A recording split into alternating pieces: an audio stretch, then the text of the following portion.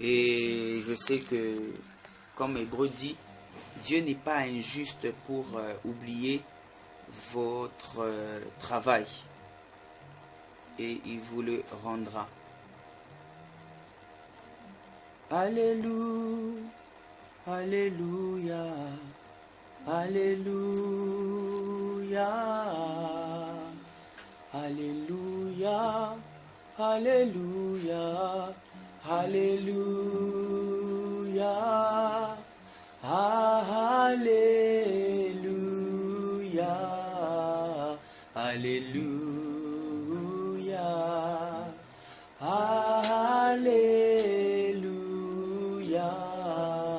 Alléluia.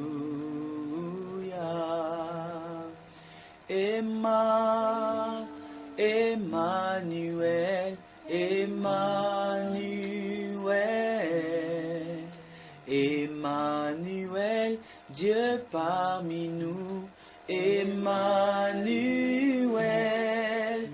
Emmanuel, Dieu parmi nous, Emmanuel, Dieu parmi nous. Au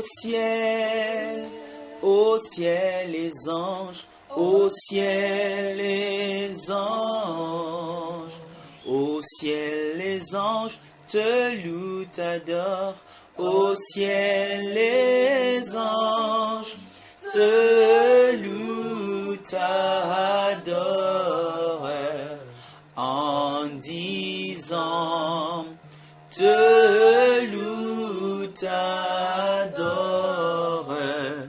en disant, Yahweh, tu es saint, Yahweh, Yahweh, Yahweh, Yahweh, Yahweh, Yahweh, Yahweh, Yahweh, Yahweh, Yahweh, Yahweh, tu es Saint Jésus, tu es Saint Jésus, tu es Saint Jésus, tu es Saint Jésus, tu es Saint Jésus, tu es Saint Jésus, tu es Saint Jésus, tu es Saint Jésus.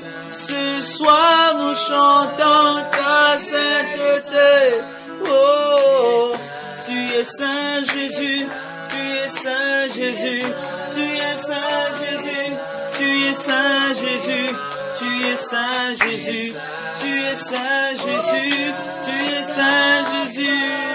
Oh, Bwana, tu es saint, tu es saint, tu es saint, tu es saint, tu es saint, tu es saint, tu es saint, tu es saint, tu es saint, tu es saint, tu es saint, tu es saint, tu es saint, tu es saint, tu es saint, tu es saint. Nous allons recommander à Dieu cette soirée, cette nuit et ce moment que nous allons passer. Que son esprit nous guide, nous oriente, que sa présence nous assiste. Au nom de Jésus, élevons nos voix et prions. Seigneur, recevoir encore la gloire que nous faisons monter auprès de toi, de ta grandeur et de tes bontés. Merci Seigneur. Ta pluie, Seigneur, de grandeur. Merci.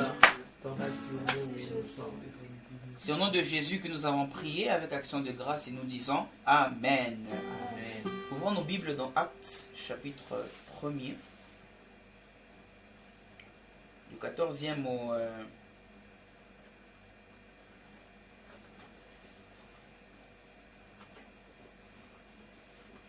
Non, nous allons commencer à partir du 15e verset.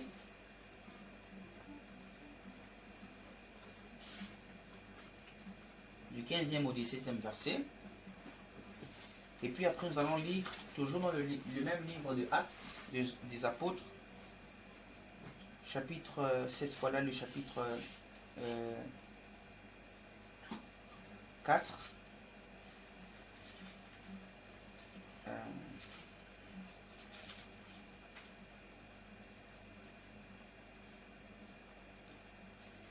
chapitre 4, du 26e au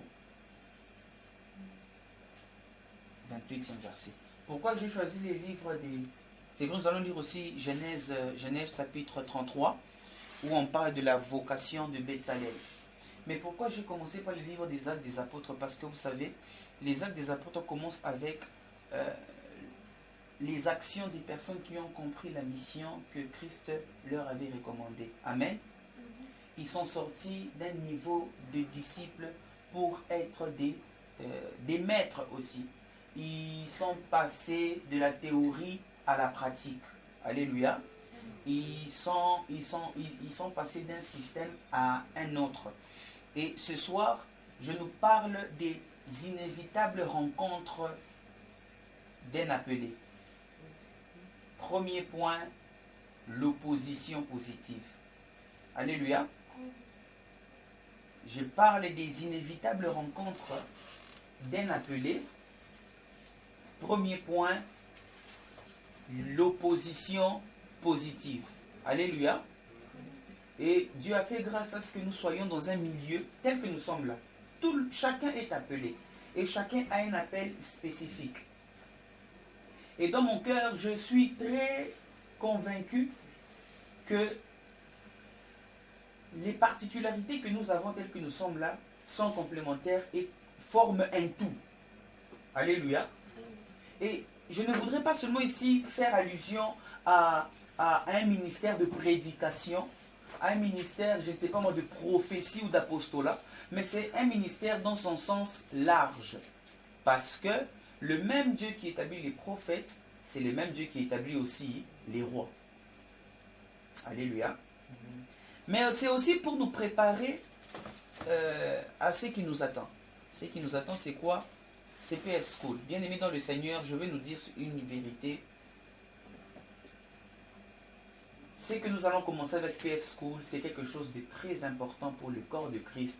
C'est très important pour les enfants de Dieu.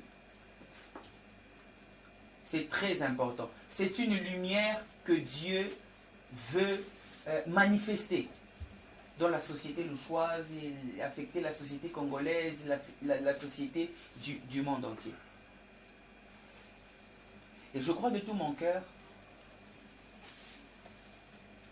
sincèrement je crois de tout mon cœur que ça rencontre le besoin de Dieu. Alléluia. Nous allons lire Actes des Apôtres chapitre 1. Je commence par le 15e verset. En ces jours-là, Pierre se leva au milieu des frères, et le nombre des personnes réunies étant d'environ 120. Et il dit, « Hommes frères, il fallait que s'accomplisse ce que le Saint-Esprit dans l'Écriture a annoncé d'avance par la bouche de David au sujet de Judas, qui a été le guide de ceux qui ont saisi Jésus. » 17. Il était compté parmi nous, et il avait part au même ministère. Alléluia. Acte des apôtres. Des apôtres chapitre 4, 26, je lis.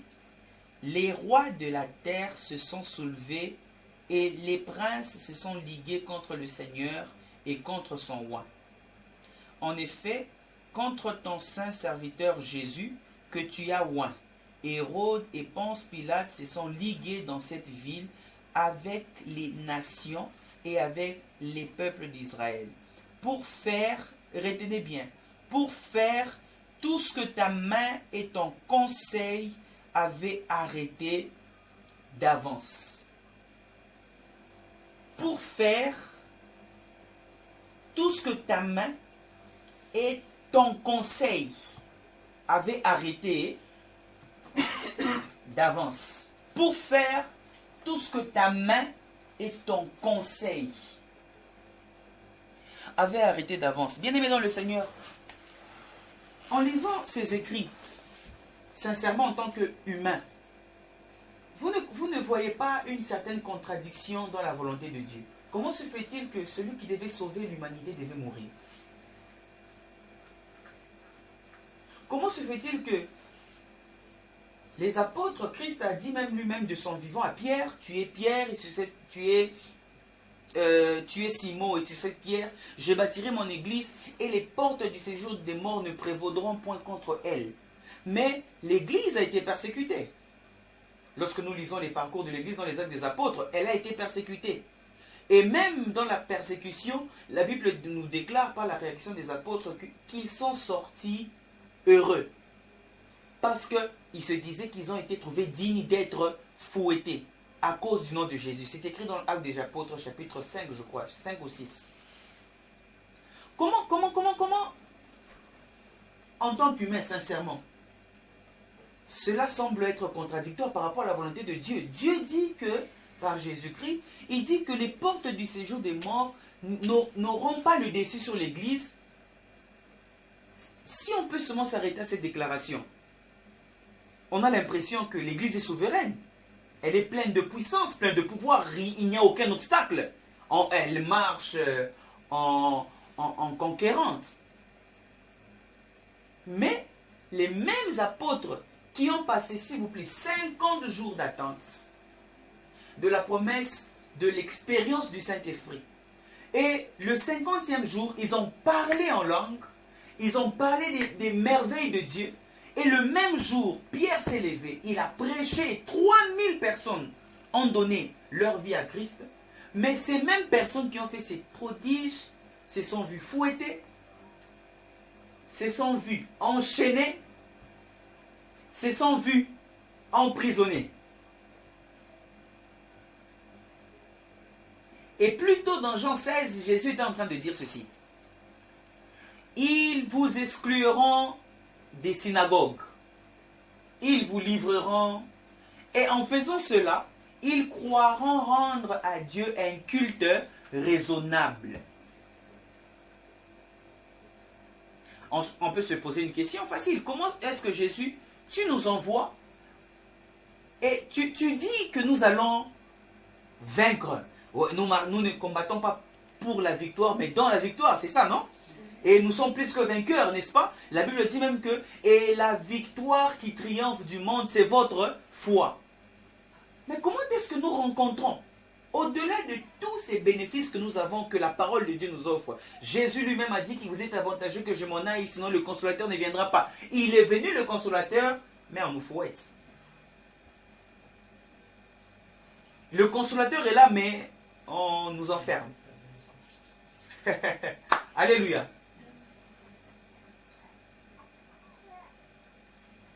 Et ce soir, je vais nous parler de oppositions positives.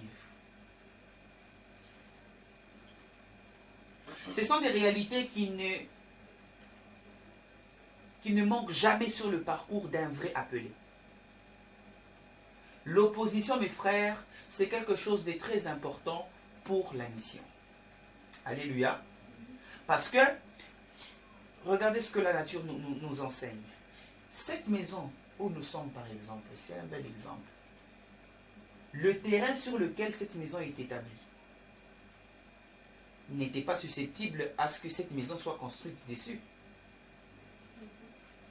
N'est-ce pas?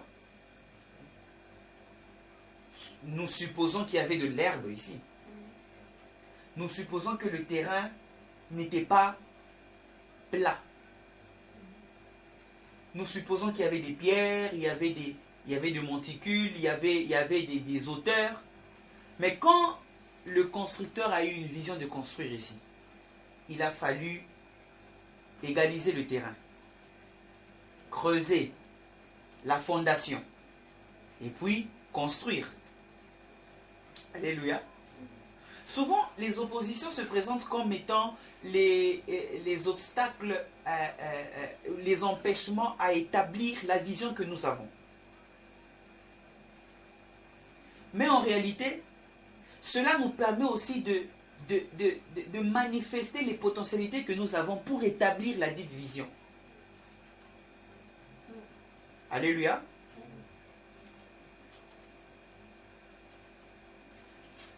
Revenons dans la Bible. Christ a dit que l'Église a été bâtie sur la pierre. Ce n'est pas l'apôtre, mais la pierre qui était la révélation de la vérité qui était proclamé par Pierre, l'apôtre, qui disait, toi tu es le Christ. Jésus a dit, ok, ce n'est ni la chair ni le sang qui t'ont révélé, mais c'est l'esprit de mon Père. Et sur cette pierre, sur cette vérité, j'ai bâtiré mon église. Les portes du séjour des morts ne prévaudront pas. Comment est-ce qu'on peut savoir que la lumière est lumière si on ne vit pas les ténèbres? Alléluia. Et ça, c'est le premier objectif des oppositions. C'est que le premier objectif des oppositions que nous rencontrons sur notre chemin, ça vient nous révéler la qualité de ce que nous avons et de ce que nous sommes. Je répète. Le premier objectif des oppositions que nous rencontrons sur notre chemin des missionnaires, tels que nous sommes là, c'est que ça vient nous révéler la qualité de ce que nous avons comme mission et de ce que nous sommes comme missionnaires. Si les apôtres n'avaient jamais rencontré les emprisonnements, dans Actes des Apôtres chapitre 6 par exemple, j'ai lu hier ou ce matin, j'ai lu que on avait emprisonné les disciples à un moment donné. On les a emprisonnés, on les a laissés là. Mais l'ange du Seigneur est venu ouvrir. Et puis ils sont sortis. Mais les gardiens étaient là à la porte. Et les portes étaient strictement fermées. Les Sanhédrins ont envoyé les gardes du temple pour les prendre. Mais quand ils sont venus, ils se sont rendus compte qu'ils n'étaient pas là. Et la Bible dit que les Sanhédrins étaient saisis de peur, de crainte. Parce que cette chose ne s'était jamais passée.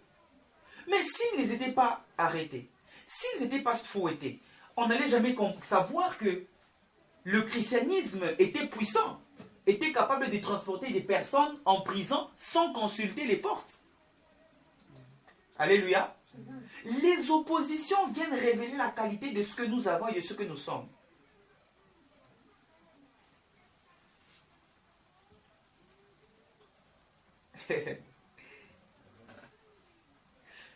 Le Fils de Dieu lui-même est venu donner la vie au monde.